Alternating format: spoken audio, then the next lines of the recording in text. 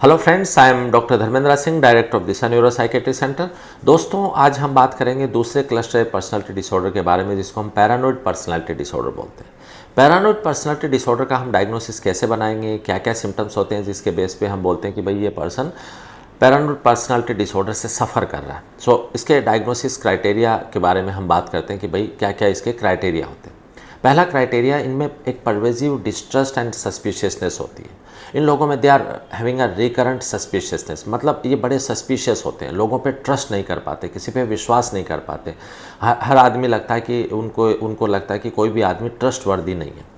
उनको लगता है कि लोग शायद उनके खिलाफ कुछ प्लॉटिंग कर रहे हैं, कुछ हार्म उसको करना चाहते हैं, उनके खिलाफ कोई साजिश कॉन्स्पिरेसी की जा रही है। हर टाइम वो एक सस्पिशियसनेस उनमें हमेशा एक कंपोनेंट, स्ट्रॉन्ग कंपोनेंट होता है। They are very preoccupied with the doubts about the loyalty. वो उनको लॉयल्टी पे बड़ा मतलब डाउट रहता है। किसी पे भी उनको लगता है कि ये पर्सन मेरा लॉयल नहीं है, चाहे वो पार्टनर है, चाहे वो फ्रेंड है, चाहे वो ऑफिस में कलीग है। लॉयल्टी पे हमेशा डाउट करते रहते हैं, बार बार उनकी लॉयल्टी चेक करते हैं कि ये पर्सन मेरा है या नहीं है। तो ये दूसरा पर्सन उनके साथ बड़ा कंफ्यूज फील करता है कि यार ये क्या है, ये तो मेरे पे विश्वास ही नहीं कर पा रहा।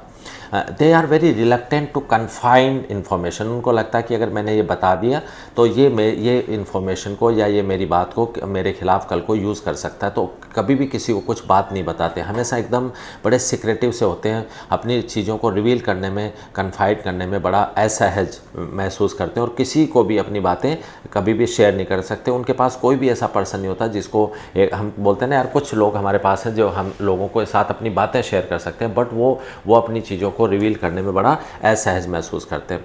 They always interpret the remarks very negatively. जैसे आपने नॉर्मली भी बोल दिया यार ये शर्ट थोड़ा सा आपको ऐसा है, या आपने अच्छा आज कौन से कलर का शर्ट पहना, जैसे आपने जस्ट ऐसे ही पूछ लिया, और उससे इतने में तो उनको लगेगा कि यार शायद ये ऐसा तो नहीं बताना चाह रहा कि मेरा शर्ट गंदा लग रहा है, शायद मुझे टारगेट तो इन्होंने नहीं किया है। या आपने कुछ किसी अपनी फीमेल कलीग के बारे में बोल दिया यार ये साड़ी तो आज आपकी ऐसी लग रही, तो वो उसको पॉजिटिव लेने के बजाय अगर उनको ये पैरानोइड पर्सनालिटी डिसऑर्डर से वो सफ़र करे तो उसको वो नेगेटिव ले लेगी। शायद उसने मुझे जज किया है, शायद वो बताना चाह रहा था कि मैं आज इस साड़ी में अच्छी नहीं लग रही हूँ। मतलब हमेशा कोई भी रिमार्क है उसको पॉजिटिव लेने की बजाय वो हमेशा उसको नेगेटिव इंटरप्रेट करने की कोशिश करते हैं। दे होल्ड ग्रजेस, मतलब वो ग्रजेस इतने ज़्यादा रखते हैं। जैसे मैंने एक फीमेल देखी रिसेंटली, तो वो अपनी मतलब सास की, अपनी जिठानी की, उन लोगों की बातें कर रही थी। वो सास तो उसकी अभी ज़िंदा भी नहीं है, बट वो बोली कि सर, जैसे बातें शुरू हुई कि सर मेरी शादी हुई तो मुझे सास ने ऐसे बोल दिया था, जिठानी ने ऐसे बोला था, मुझे एक दिन जेठ जी ने ऐसे बोला था। मतलब हर टाइम वो जो कोई भी एक बात उनको आपने 10 साल पहले भी बोली है, उस चीज़ को वो भूल नहीं पाते और वो ग्रजेस को होल्ड करके रखते हैं और बार बार उन बातों को अपने दिमाग में भी लाते हैं या कन्वर्सेशन में भी लाने की कोशिश करते हैं।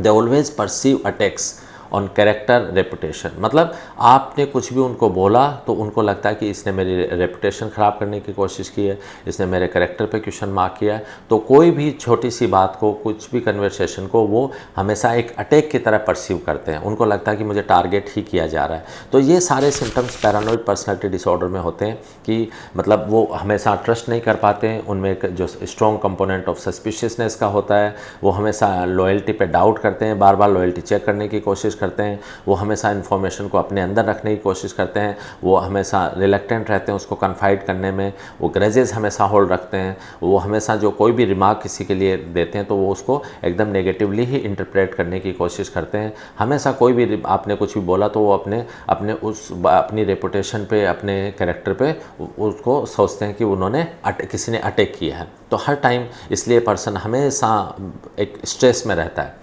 तो इस बेस पे, इन क्राइटेरिया के बेस पे हम पैरानोइड पर्सनालिटी डिसऑर्डर का डायग्नोसिस बनाते हैं। दोस्तों, इसमें भी कई लोग पैरानोइड पर्सनालिटी डिसऑर्डर में और डिल्यूजनल डिसऑर्डर में काफ़ी कंफ्यूज होते हैं कि भाई पैरानोइड और डिल्यूजनल डिसऑर्डर में क्या फ़र्क है। देखिए, जैसे मैंने बताया कि पैरानोइड कोई भी पर्सनालिटी डिसऑर्डर का डायग्नोसिस हम 17-18 ईयर्स की एज में बनाते हैं, नंबर 1। नंबर 2, जो भी पर्सनालिटी डिसऑर्डर, तो ये सारे सिम्टम उसके सारे डोमेन को they will be have a pervasive pattern, वो सारे डोमेन्स को अफेक्ट करेंगे। जो डिल्यूजनल डिसऑर्डर है, पहली बात तो उसका कोई पता नहीं कि वो किस एज में आएगा, हो सकता है 20, 25, 30, उससे पहले पेशेंट एक ठीक रहेगा। तो आपको एक तो ये हिस्ट्री लेनी है कि ऑनसेट इसका कब हुआ। दूसरा, डिल्यूजनल डिसऑर्डर में क्या होता है कि एक प्रॉपर किसी पर्सन के प्रति, मान लीजिए उसको अपने पार्टनर के प्रति डिल्यूजन है, या किसी ऑफिस के पर्सन के प्रति डिल्यूजन है कि भाई ये मुझे मारना चाहता है, मेरे खिलाफ कोई साजिश कर रहा है, तो उसका डिल्यूजन सिर्फ एक पर्सन के लिए होगा, बड़ा सिस्टमेटाइज होगा, वो उसके बार बार रीज़न देने की कोशिश करेगा कि सर ऐसा है, देखिए उसने ऐसा किया वैसा, वो आपकी बात मानेगा ही नहीं, क्योंकि वो डिल्यूजन है, वो फॉल्स बिलीफ है, उसका कन्विक्शन 100% होगा। तो डिल्यूजनल डिसऑर्डर में, इन डिसऑर्डर्स में पेशेंट कभी भी आपकी बात नहीं मानेगा, वो कन्विंस रहेगा कि हाँ मुझे कोई हार्म करना चाहता है। नंबर 1।